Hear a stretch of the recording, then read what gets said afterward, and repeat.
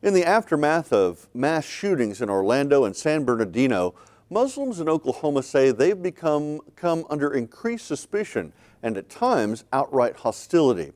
Hoping to ease tensions, several groups partnered together this week for a workshop to raise awareness about Islamophobia and address the rise in anti-Muslim sentiment.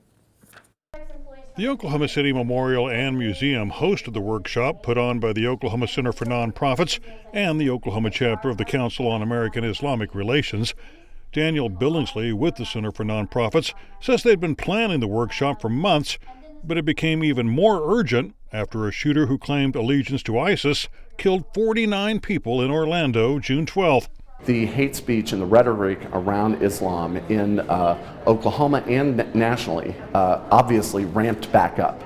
And we know that incident just creates more of that hate speech, more of that fear, and we want to make sure that that's mentioned today, but we also want to set that within the context of what we're talking about.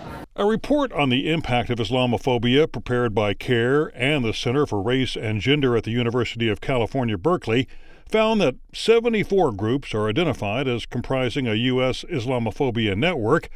The network's inner core is currently comprised of at least 33 groups whose primary purpose is to promote prejudice against or hatred of Islam and Muslims, and inner core organizations had access to nearly $206 million in total revenue, money that Billingsley says is used to promote fear and misunderstanding of Islam. Once that happens, those misunderstandings become true fears, and then they become phobias, and then as we can see, that they can potentially become violent, or we can really have a lot of issues with hate speech and rhetoric that we don't need in Oklahoma.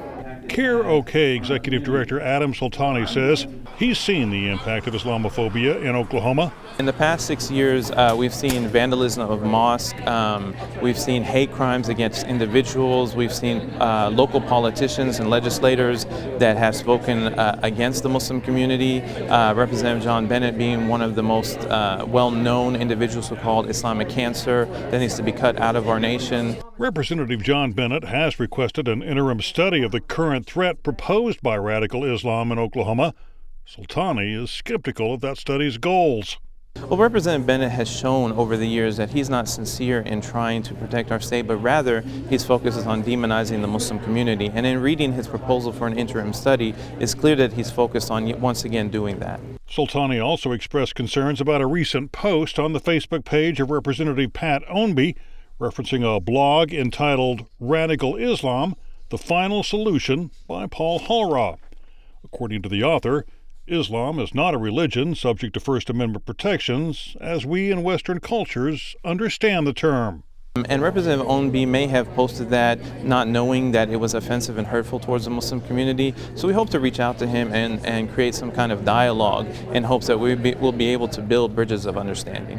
In a statement to ONR, Representative Ownby said, "Throughout my legislative career, I have made a habit of posting commentaries to get a feel of where my constituency base is on a wide range of topics.